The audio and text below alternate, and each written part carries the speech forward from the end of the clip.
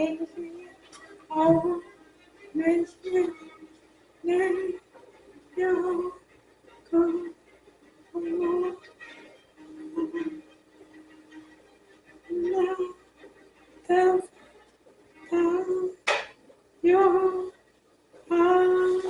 is Roger Hibbert, and tonight we're reading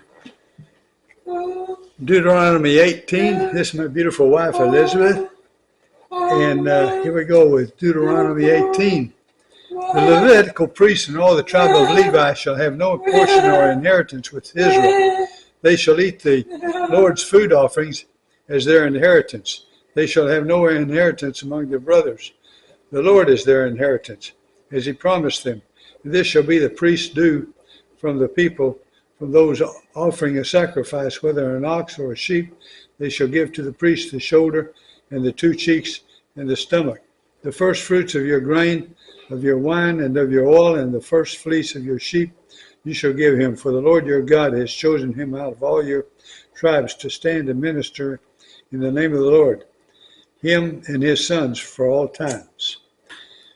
Almost would think it would be he and his sons for all times. Anyway, and if a Levite comes from any of your towns out of all Israel where he lives, and he may come when he desires to the place that the Lord will choose and minister in the name of the Lord his God, like all his fellow Levites who stand to minister there before the Lord, then he may have equal portions to eat besides what he receives from the sale of his patrimony. When you come into the land that the Lord your God has given you, you shall not learn to follow the abominable practices of those nations.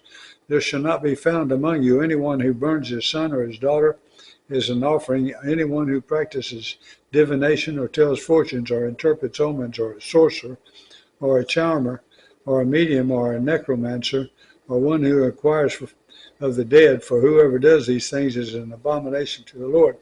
And because of these abominations, the Lord your God is driving them out before you. You shall be blameless before the Lord your God. For those nations which you are about to dispossess, listen to fortune tellers and to diviners. But as for you, the Lord your God has not allowed you to do this. The Lord your God will raise up for you a prophet like me from among you, from your brothers.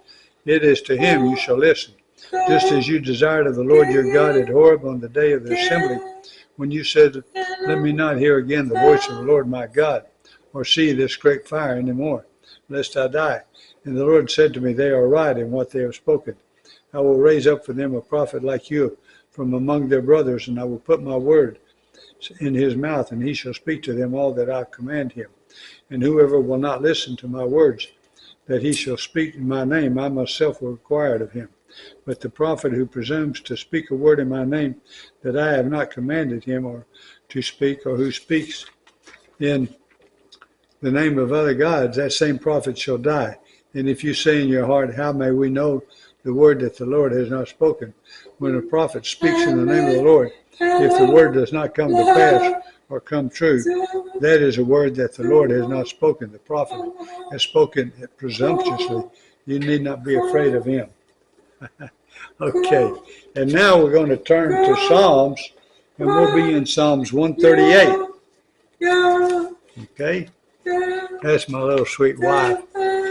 All right.